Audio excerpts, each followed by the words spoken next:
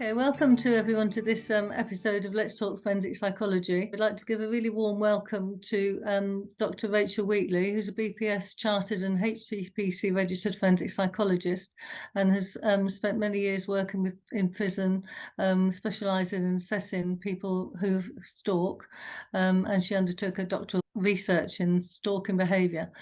She recently moved to the University of Derby. So along with her colleagues in the Stalking Threat Assessment Centre, she's developed resources that would be used for those who have stalked and as for those people who are working in that field. Rachel is on the board of trustees with the Alice Ruggles Trust and moving that agenda forward, raising education and awareness with young people about unhealthy relationships and stalking.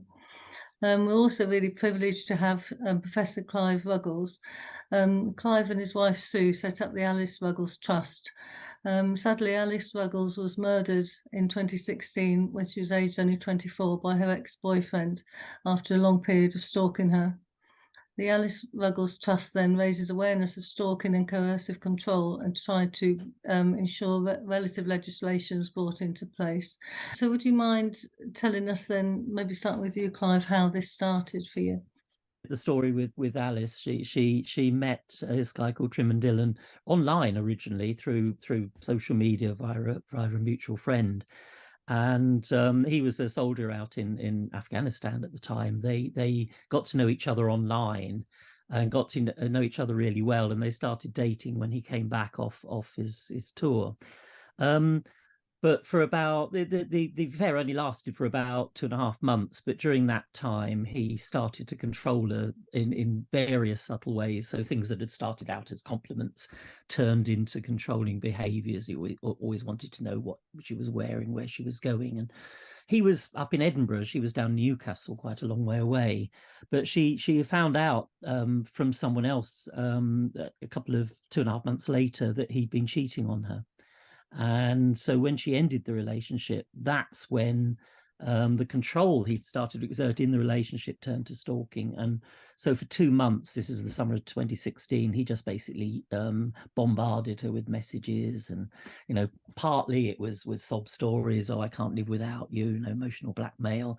And the other half was sort of threats, veiled threats. And that got worse until it came to a head one evening right at the end of September, when he came down all the way to her house after dark. And she, by this time, was frightened. She was getting taken home by friends from work and padlocking the front door.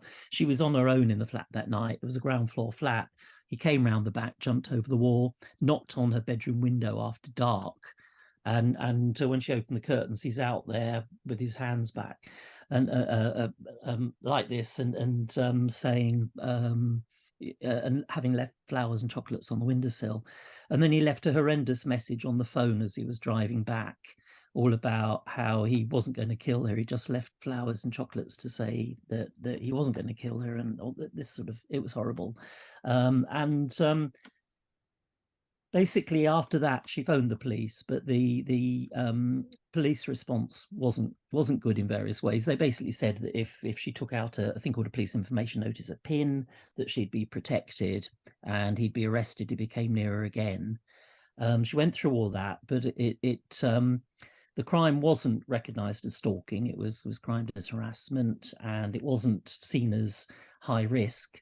Partly because he lived so far away. He was 5-hour round journey to come put flowers on the windowsill. And a week later, he contacted her again, but he wasn't arrested. And in fact, what had happened was that the police order had made him even more angry, I think. And 4 days after that, he came down to her flat and killed her. And so we set up the trust basically because we wanted to stop what happened to Alice happening to others. And I guess we'll talk about that going on. We and part of that obviously was getting police to do the right thing. We don't blame the police in any way for getting things wrong. There's only one person to blame in this, and that's him. But we do think that lessons have to be learned, and lessons have been learned. And we've been working with the police. We do a lot of police training, and with the CPS, and of course with social and health workers, probation services, everyone across the board, because everyone's got to be a bit aware about the problems. Even if he had been identified as stalking and he'd been actually convicted and he could have got a 10-year prison sentence maximum, almost certainly he'd have still been a problem when he came out. So, you know, there's an enduring issue there with stalkers like him going forward, and all the agencies have to be there to try and manage the risk in all these cases in the most appropriate way.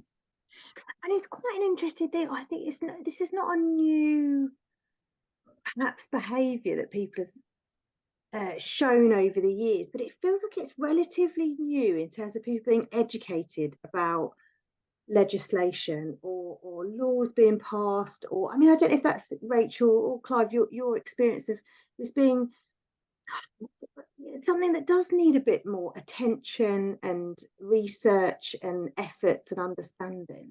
Absolutely, it's misunderstood, it's poorly understood. Surely it was always there, but I mean, it took until really the late 90s for any academics to start doing serious research on this, and that happened in Melbourne, Australia to begin with. And then various different countries gradually at different rates brought in some sort of legislation to try and deal with it. And in Britain, what happened was that we had an existing harassment legislation that came in, and it was added, stalking became a crime in 2012 when it was added to that existing legislation. And that's led to all manner of confusion amongst the police, particularly between stalking and harassment, because both of them involve a course of conduct, but stalking has this element of the personal fixation and obsession, which is what makes it really, really dangerous. I've done some recent police training, and the idea is that we're talking to new recruits about what stalking is and how to identify it. And oftentimes people are saying, you know, well, what's the difference between harassment and stalking? And also victims will call up and report harassment. I'm being harassed by somebody. And I think it's across the board in society that we generally don't call it stalking. It just seems a very frightening word, of course, because it can be very frightening, and it can go on for a short time or a long time. You know, the psychological harm is there regardless of any physical harm. But I think that sometimes puts people off. They're afraid to, I guess, come across as if they're overreacting. And from the policing side, they are, you know, the call handlers deal with it. It's crimed as harassment, and then they start investigating it as harassment and miss all of the risks. And then now they might be able to recognise it as stalking. But it's about looking to the legislation, which, you know, as you alluded to, was tacked on to really the Protection from Harassment Act. So within it, you've got all this wording around, you know, harassment that amounts to stalking. Well, what does that mean? And then we've got Section 2A and Section 4A, two different types of stalking based on the level of risk and threat and harm. It's really, really confusing. So I think it starts with society, and I think back to your earlier point, look where we are with domestic abuse. You know, we're still nowhere near where we should be, and stalking is probably another 10 years behind that. It's and like Clive said, it's got to be, you know, a matter for education generally, a matter for the police, a matter for health. You know, I've often talked about working with GPs and thinking about routine inquiries where they might notice anything about people reporting depression because of a relationship breakdown, you know, and just people feeling very lonely. And, you know, if there's indications, how do we help everybody to recognize it? And then when they recognize it, we need to have something to do. You know, we need to have the right legislation, the right intervention programs, the right victim support. I mean, as you can tell, I'm really passionate about it because there is just so much that we still need to do. The scale of the problem too is huge, and according to some of the government surveys and surveys done by some of the other charities, the figure that sticks in the mind is that 1 in 5 women and somewhere between 1 in 10 and 1 in 20 men as well will be stalked at some point in their lifetime. Which is an incredible figure. You know, I talk to an audience of 50 people or random people, or even on my academic stuff, nothing to do with it. people will come up because they know about this and will talk about being victims. That, you know, so it's a huge amount. A government survey from 2 years ago reckoned that there were 1.5 million people who were actually being stalked in England and Wales in the year, I think it was March 2020, just before the pandemic. That's now up to 1.9 million in the latest year of their survey. So it's an absolutely enormous problem. It's on the scale of domestic abuse as a problem. Yeah. And of course, some of it is domestic abuse. I mean, the ex-partner cases, but not all stalking is ex-partner. So not all stalking fits in the domestic abuse umbrella. And of course, while stalking can affect anyone, it's across the board in terms of social groups and other things. But of course, it's a highly gendered crime. But even so 90%-ish of victims are women and 90%-ish of perpetrators are men. But there are other, the other gender combinations go across it as well. So it doesn't all fit within violence against women and girls. So it is a huge problem that needs to be recognised in its own right. And the risk in different stalking cases has to be understood. And that's why you need people who understand the psychological aspects of stalking to work on these cases, to understand the level of risk. I was talking on some training actually just this week gone, and we were talking about the psychological harm and the risk of violence because of the differences between the Section 2A and the 4A. And actually, when you go through the Section 4A, that's seen as the more serious of the two, it actually talks about 2 or more occasions where there's been a fear that violence will be used, or serious alarm or distress and adverse impact on the person's day-to-day activities. And then what I was saying to people was, now, if you've worked with cases, which they all had, they've got some knowledge, I'm going to show you a list of the examples that are used. And I showed this list, and it was impact on mental well-being, moved house, changed childcare provision or pickups from school. And they're looking as if to say, that's everybody. That's literally every case that we've worked with that's actually been triaged as, serious to get to that point. That is literally everybody. And so it really hit home that I wonder if they're trying to look for something for the more serious crime in the legislation, and they're not seeing the woods for the trees because it's there. I think we've got a serious problem with this 2A and 4A business. I think, me of course, too. there's no legal definition of stalking, for good reason, because you can't define it in terms of different behaviours, because stalkers will always find more ways to stalk. But there's the definition that all the charities use, this pattern of fixated obsessive behaviour that causes fear or serious alarm or distress. I mean, that's how it's defined. So it always seemed to me a bit of an oxymoron that the Section 2A offence, which is stalking without the fear of serious, it just shouldn't be there. And I've started saying this when I've been talking to police and CPS audiences, and recently a couple of interesting discussions about that. And it comes back to the fact that stalking was added on to the Harassment Act, and comes down to trying to recognise or trying to prosecute a series of behaviour so that you can prove the 4A charge. You actually have to prove the serious alarm or distress in order to get a 4A conviction. And so in many cases, it's easier to just get the 2A conviction. But that shouldn't exist. It's a 6-month maximum sentence. It's in my mind, it just shouldn't exist. And I think a lot of people really agree on that. But the problem is, to get that conviction, it's not particularly about, or not only about, what the stalker is doing and all the different things that amount to stalking. It's the impact it has on the victim.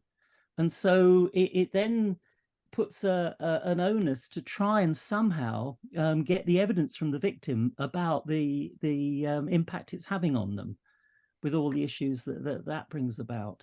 And what's your sense that this is quite an underreported? I mean, we look at lots of other areas of crime, and I think there's always a sense that there are underreported dark figures. Is that the picture for stalking? Yeah, massively. So there was, when you get the figures from helplines, the National Stalking Helpline, and from the Susie Lampley Trust, and then you match that against police reports, the police reports constitutes well under 1% of all the cases that call up for help and support. And it depends on, there's a couple of things. It depends on the different studies that have and surveys that have happened. But most of the time, people don't want to get the person stalking them into trouble, because most of the time you know who it is who's stalking you. Sometimes you might have shared children, shared friends, and they don't want them to have the legal consequences. They just want the stalking to stop. So they're seeking advice. Other times they are fearful. They don't want to report it to the police because that will escalate the behavior and the risk. And the other thing is that when people are reporting to the police, they don't use the word stalking. So again, crime data, if you looked at all of the crime data for stalking, it's a massive underrepresentation because it's never being crimed as that. So we all know in the different services the scale of the problem. But if you look at government level and ministers level, if they were to say, right, let's have a look at the data around stalking convictions, and most stalking charges don't get prosecuted at all. So most of them are crimed as stalking. The outcome is usually no further action. So you can see the numbers that do come through as stalking, they're quite low in comparison to the problem, but it's just the tip of the iceberg, and it's frightening. And to be a victim is a very lonely place if you don't have access to victim advocacy that can help you, support with your own well-being, but also navigating some of this and understanding it, because anybody would think, if I'm a victim of a crime, I report it to the police and something gets done and I'm helped. This is how justice and the criminal justice system works. But that's on the whole not the experience. And so is that the role sort of forensic psychology has within this area then, of thinking of risk and thinking about need and how we can address this? Is that where you see your role, Rachel? Yeah, absolutely. And I think when I first started working with people that stalk, and then started to do research and talking about the research, and talking about my work with people that do stalk, there's a bit of reticence about, well, I'm not really bothered. I don't really care about people that stalk. I'm more minded to put the focus on victims, which is totally understandable. How I have always understood it, and I've not seen anything that would make me think differently, is that people that stalk, the ones that are going to get fixated that it's going to go on for longer than 2 weeks or more to cause the devastation, they won't stop unless they're helped to stop. Most people that start stalking, once they've become fixated and obsessed with that journey, the legal consequences don't really do anything. You'll see lots of people with breaches of restraining orders and breaches of no contact orders or non-moles, and there's just breaches everywhere, and it's very clear that that's stalking. There's a pattern of unwanted contact that you can't deny. But it gets to the point where actually legal sanctions aren't working. What is going to work? And I think for a forensic psychologist, it's understanding what are the drivers, what are the motivations, what are the functions, where are the skills deficits, where's the psychological vulnerability, what can we do to help this person stop stalking? Because that will improve their own mental well-being, because stalking is self-punishing. There's what do they get out of it other than those minute periods of time where they've got hope, or that they think something good is going to come of this, or it's going to make them feel better, when actually that's completely dashed almost straight away with every contact that doesn't, they don't get the girl, or they don't get the revenge that satisfied everything. And for us, it's about helping with that psychological well-being and working out what does do that. But then in turn, that also helps to protect the public, not only the primary victim, but then any potential future victims of that person. And clearly, we've got a massive role in research. We don't know really what's effective with people that stalk, because there's so many, there's 5 different recognized typologies that we use or refer to a lot in the UK, which will have their own patterns of motivations, drivers, risks, psychopathology underlying it all. So you would go about those cases in very different ways. It's not it's not an area where we can just throw an offending behaviour program at it. It's not as easy or simple. So at the moment in the UK, there's a few different projects happening. There's the different clinics across the country. I think there's about 4 of them now, which have an MDT approach to assessing and formulating and providing different bespoke interventions. So they're often referred to as the MASIPs, the multi-agency stalking intervention programs, or they will refer them to themselves as clinics, and they've all got sort of different changing names, but essentially they are MDT with a policing focus as well as a psychological input. Some of them have a psychiatric input as well as probation input, and even occupational therapy. So there's those. There's other programs that are in their early years. I know there's one called the Kobe Project somewhere down south. I can't remember where, but they're trialing something else as well to help with the obsessional behaviour.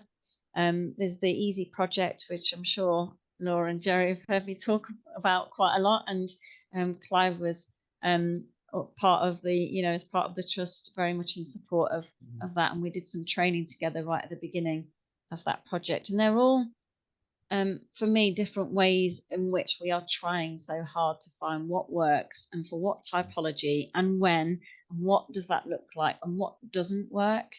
But again, that needs funding, it needs resource for the evaluation, which is absolutely key. Everyone I talk to, they'll say, oh, well, we could try this, we could try that with the stalking population. I'm like, well, great, but how are you going to evaluate it?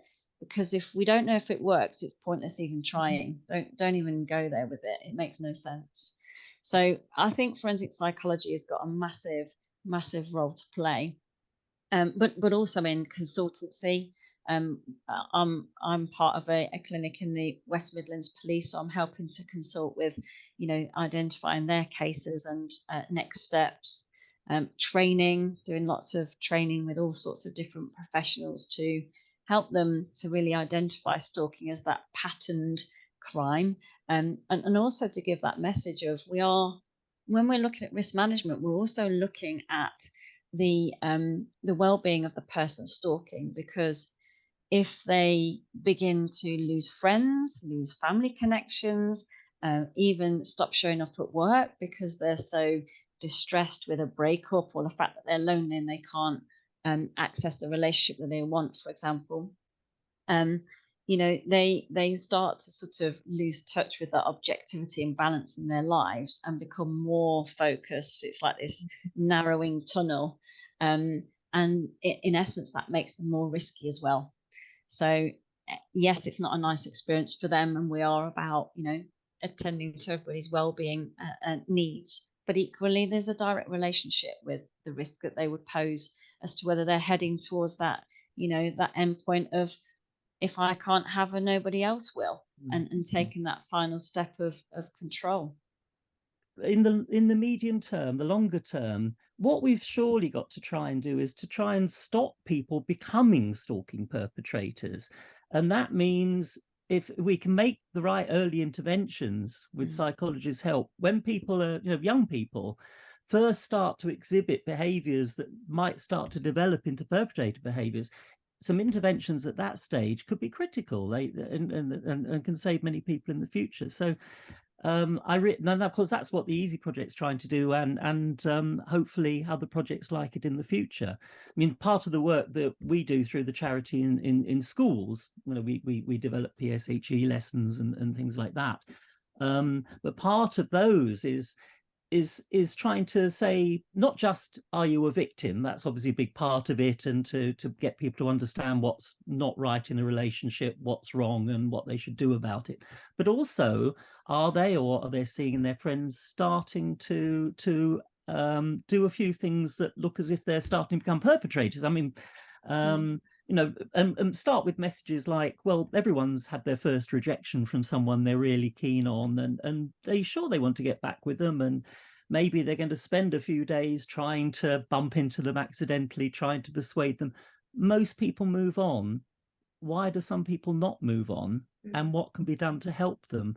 And so I think that's just I wanted to draw it because I think that's a really important part of all of this different work that you're doing, Rachel. It's a great, it's a great thing that that you mentioned it, actually, because it goes back to we teach children and adolescents in our schools how to pass exams and know about topics, and even try to teach children about different religions and cultures and kindness, etc. We don't really teach children and adolescents how to deal with their own inner experiences. So what you tend to have is a lot of emotion, emotional intensity, and not the forethought or the foresight or the consequential thinking at that age group. So in my mind, you kind of have a lot of reactivity, and a lot of what I would consider experiential avoidance, like they're not understanding what's going on and it's just acting out. And we don't teach that. But there is a lot of work happening using ACT in schools. So there's quite a lot happening around the country in CAMS services. And, I think that's absolutely amazing. I think that's a real way forward. Do you want to say a little bit about what ACT is, Rachel? Sure. So ACT is acceptance and commitment therapy, and developed by Steve Hayes and colleagues. We, as part of the Alice Ruggles Trust, we put forward a bid to actually apply something as an online tool using ACT principles. And ACT principles is about how you build and develop psychological flexibility. So you can unhook from those intense thoughts and difficult feelings. You can ground and be present. You can become aware of your values and which direction you want to take in each situation that gets presented to you. So you're a bit more mindful about your approach to things in the moment. So what we wanted to do was use those principles for an online interactive tool that a young person can access through their school or online on their own, but preferably with somebody else. So it could be their CAMS worker or whoever else. And it basically takes them through some of those skills and tools, but related to something like a difficult friendship that's that's broken down, or there's some conflict, or an early relationship that's not going so well, or a breakdown of a relationship, and start to use some examples with that so that they can learn those skills in a sort of a safer environment that's not part of a group at school where you don't really want to talk about what's been happening. So the idea is to build this tool using those principles and to pilot it within CAMS services or youth offending teams, to have a look at the impact where somebody's been identified as perhaps being at risk of developing those more obsessional fixated behaviours towards another person in that context. And we had so much support, didn't we, Clive? So many people across the UK were like, this sounds amazing, let's do it. And Louise Hayes in Australia, that's developed all the DNAV model and teaches all about ACT with young people. She heard about it, so I emailed Russ Harris and Joe Oliver and Louise all together and said, hey, look, it'd be amazing if you could give some steer if you think it's a massive no-go, or whether you want to help. And Louise was like, yeah, let's do this. This sounds great. So we've got all of this support. We've got a great group of people that really want to drive this forward. And, the Alice Ruggles Trust really want to sort of spearhead this, because it's all about raising education, awareness, being accessible to this really important information. But we didn't get the funding this time. So we're going to try again. We're going to keep trying. We're not giving up on this one, because so many people with the right level of expertise have told us, actually, we think this is a great idea and we think this could really help. So we're going to go for it. It sounds like you just get involved in so much with the Alice Ruggles Trust. Clive, what are the sort of resources? How do you input into all of this? Somehow we have to raise public awareness about how serious stalking is, persuade people and give them the confidence to go to the authorities. Of course, police may not be right for everyone. They may not want to go to police for other reasons, but to give them the confidence to tell people about the professionals about the problem, as well as the other side of it, which is that professionals have to do the right thing when they do. And so we found that very few other people were really focusing on this raising public awareness. So that we first of all went in that direction. And then we realized that actually young people was the right focus for this, because obviously people at a remarkably early age are getting introduced to issues that come up in relationships and so on, that people ought to know about stalking. Stalking happens amongst teenagers and so on. People need to know about these issues. But if we can raise a generation of people who understand the seriousness of stalking, we've got to basically change the mindset of a generation. And we're going to do that by working with today's young people who are tomorrow's young adults. So what sort of value added do you get from having a forensic psychology involved, do you think? What does Rachel bring to this? Well, for me, the dealing with the stalking case is about, well, it is about managing the risk. That is what makes sense to me. And that managing the risk isn't all about protecting the victim. It's got to be about managing the perpetrator as well, because both of those go into to reducing the risk. So we have to have the different agencies involved. And that for me is, it makes sense to me that part of the managing the risk with the perpetrator is understanding the mindset of the perpetrator. And so you understand the risks and you understand the best interventions. Maybe a criminal justice intervention isn't the best intervention in certain cases. And if you can bring these agencies together, which is what's happening in these MASIP centres that Rachel mentioned, that surely for me has to be the right way forward. And that means that you've got to have working alongside each other to manage cases as they come in, not just the police side of things, but you've got to have your forensic psychologist in there as part of that process, mental health and other things in there. But of course, you also need advocates. And this is the other side of, it's a campaign that I'm very much involved in at the moment, trying to get more government money for advocates. Yes, there are domestic abuse advocates, there are stalking, there are sexual abuse advocates out there. There are stalking advocates, they're called ISACs, independent stalking advocacy caseworkers, who have a particular expertise in the range of stalking, which is what are needed in these cases. Those people know how to deal with all different cases of stalking. And of course, an advocate not only works with the victim and helps them deal with the authorities, deal with the criminal justice system as it goes through, but also communicates for them and so on.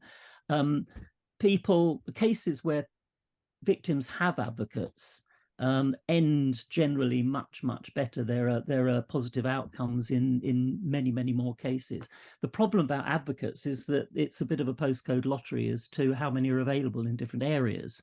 So yes, the National Stalking Helpline have advocates, and there are some national advocates.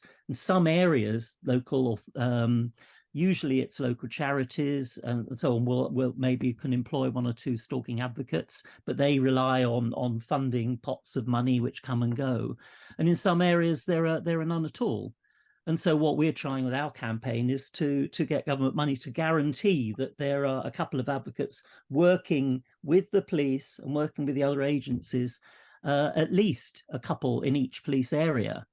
And if you look at the sort of statistics we were mentioning before, probably you need about 5 times that many to deal with the problem, but we've got to start somewhere. Mm. I was really interested what you said about the culture, changing a culture, and it might be a question for you, Rachel, or Clive, actually. But in my experience of working in prisons and then in mental health, there seems to be much more cases of stalking in mental health cases that I've had than in prisons, and I'm not sure what that says about where people tend to end up, or whether my sample that I've worked with are totally skewed that. But it's interesting that I've come across people that have got convictions for stalking more in my mental health role than I have working in the prison, so I'm not sure what that says. But if that's a common experience, or well, I just think, again, it depends on which setting you're in as to what you see. I think in more sort of criminal justice settings such as prisons, what you tend to find more is the rejected ex-partner stalking cases, which are more easily identified by their use of violence. The attempted murders, the breaches of restraining orders are not called stalking. They won't have the convictions for stalking necessarily. And I think it's partly to do with the stereotype that if you can see that pattern of fixation, obsession, and wanted contact, and somebody's starting to look at that as harassment, oh, but that person is also mentally unwell, oh, this is stalking. It goes back to the sort of culture, the media, our own stereotypes about what stalking is. In my research that Jerry mentioned at the beginning, one of the biggest things they talked about right at the beginning was I'm not a stalker. And so I'd say, well, okay, I've sent out the information sheets and you've signed a consent form, and so this is the third time meeting you. You understand what these interviews are about. It's about your stalking conviction. But I'm not a stalker. And actually, when you unpicked all of that, what they were saying were things verbatim, like a stalker is evil, sick, twisted, something's wrong in their head, they're not the full picnic, they wear hooded jackets, hidden behind a bush, watching people. And that is literally, that's a collection of all their words put together verbatim of what they were saying. So they didn't identify with that at all. So it's much easier to separate the behaviors. But I think when you do see a case where somebody is a little bit odd in their presentation, or they might be unwell at the point of distress, or having fantasies that are not based in reality, or whatever that might be, and they are, fixated on somebody, it's much easier, I think, for people to go, oh, that's stalking. That's stalking. Whereas the other cases, I think, are missed. Some awful comments such as that the police will give to victims around, oh, well, I'll put that down as another domestic then, and we'll see what happens. Hopefully they'll leave you alone. And, to me, it's about changing the mindset amongst our systems as they are and our services as they are.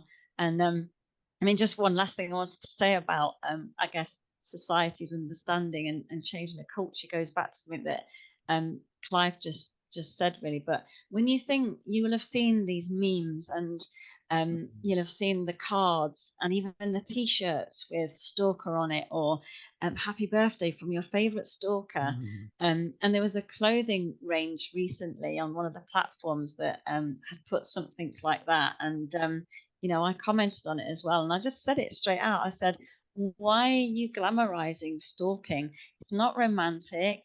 It's not harmless. It's devastating. The levels of post-traumatic stress disorder are massively high. Even children of stalking victims meet the criteria for PTSD, like over 50%. Would you be selling and advertising cards and t-shirts that say, from your favorite rapist, or yay, murderer? You wouldn't. You just wouldn't. So please think again about the harmful impact of your advertising, what you're doing here. And I don't think that people are doing this and advertising thinking that they're doing the wrong thing, that, they're purposely upsetting people or purposely misleading. But I think when we see it, we have to call it out. It's a really important point. And I was wondering why we might not see it so often in prisons. Until recently this intervention's been developed, but until then there wasn't really an intervention. So I guess forensic psychologists tend to work in intervention, so they'd come forward in that way, whereas we might not see them so obviously. But I know in mental health settings as well that the staff can be often, again, it might be skewed from people I've spoken to, but can be a victim of stalking within the workplace. And you've recently developed with your team a really helpful resource with the British Psychological Society about stalking, and that's been a really valuable piece of work for a trainee I'm working with who's developed a policy based on, on that really useful resource you've just developed. Because I think people in the workplace, again, don't want to get people into trouble, the same reasons, really. They don't recognise it for what it is. I remember attending a talk once on stalking, and the speaker said, you know, while you're listening to this, you'll begin to realise it's happened to you, and so many people did in the audience. They recognised things they hadn't sort of put together and thought, I'm going to take this forward and say it, because again, it's somehow, you know, you don't want to be seen as a person who could be in that position, or you don't want to get someone else in trouble. Absolutely, and you downplay that it's happening to you as well, because you don't want to be that person that has to report the colleague or whatever else. But yeah, there's been some research around, you know, people working in helping professions, so doctors, nurses, psychologists, psychiatrists, counsellors, that get targeted because of the romantic attachment that somebody forms. So if you've got that sort of background where there's been an absence of relationships and a lot of loneliness, you know, these things, you can see how they might start to develop, but then they cross the line when they don't no longer understand or respect the professional boundaries, and they're hoping for something else. But you know, you'll have seen it when that sort of that despair does then tip into something that's not based in reality anymore, and you invest. What we find is that people invest all of their time, so they do become fixated and obsessed, and then it's really hard to work back from that, which again is why, if we can call it out earlier, even though it feels uncomfortable because people will second guess, don't want to report, don't want to overreact. But if we can get to that point, I think stopping it is going to be easier, and that's going to be better outcomes for everybody. But I think it's quite often quite insidious. It creeps up on you and you don't notice it happening until it's become really too far gone, as it were. And then, you know, I think people in the care professions will often blame themselves and think they've done something to call that to them or to attract it to them. And I think that's another reason people find it difficult to come forward and say, because generally people are trying to help, and then they feel like somehow they're being too helpful or let their boundaries, you know, be breached. So I think it's a very complex area really to think about how it's happened to somebody and how you help and support people. So I think this resource you've just developed will be really helpful for people, and that will be available on the British Psychological Society. It's just been launched over this last week or so on their website, but that'll be really helpful for people.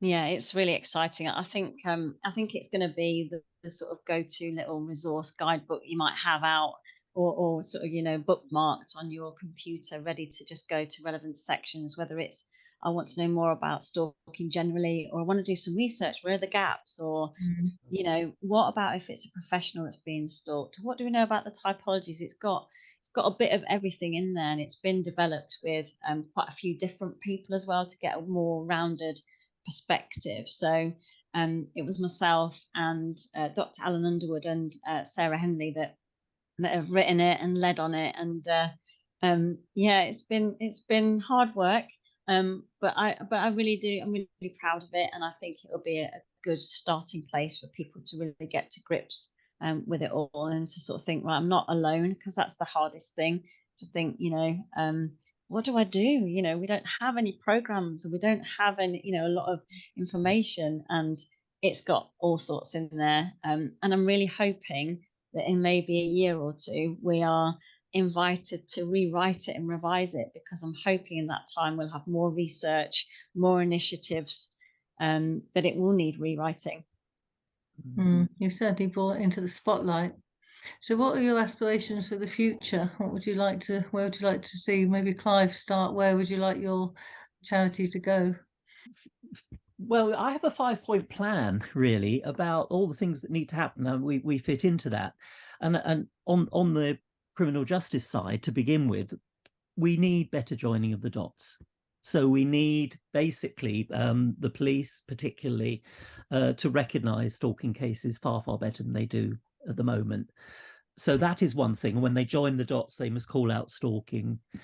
The second thing, again, on them, is that we need a better criminal justice response. So they have to deal with cases in the right way. This is what there's a super complaint that was put out by the Susie Lamplugh Trust about a few weeks ago now, on behalf of the consortium.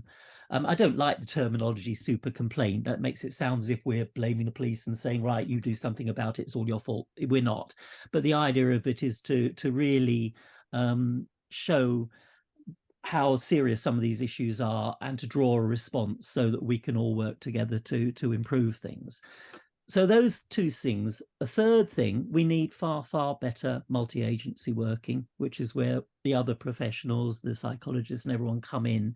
I think we need many, many more of these MASIP centres, for example, where people actually are working together on a day-to-day basis.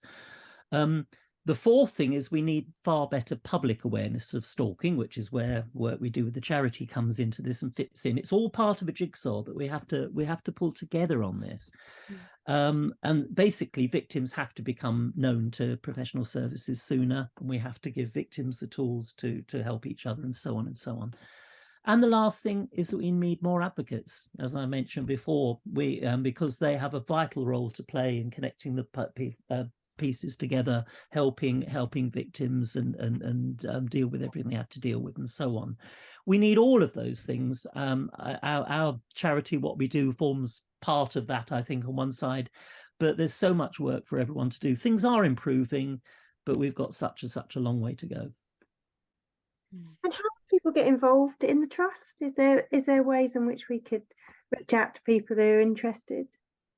Well, I mean, we'd be more than happy if people would like to know more about what the Trust's doing. Certainly, we have a look at our website and see the range of stuff we do on there.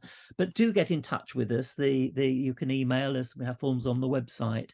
We'd be happy to talk about what we do, and if there's ways people help, we're more than happy to help people. The one thing we don't do is the advocacy, but we will redirect people to the other agencies that are qualified to do that. But we have so many things that we are trying to do, especially with going into schools, working with young people, and working with people who work with young people as well.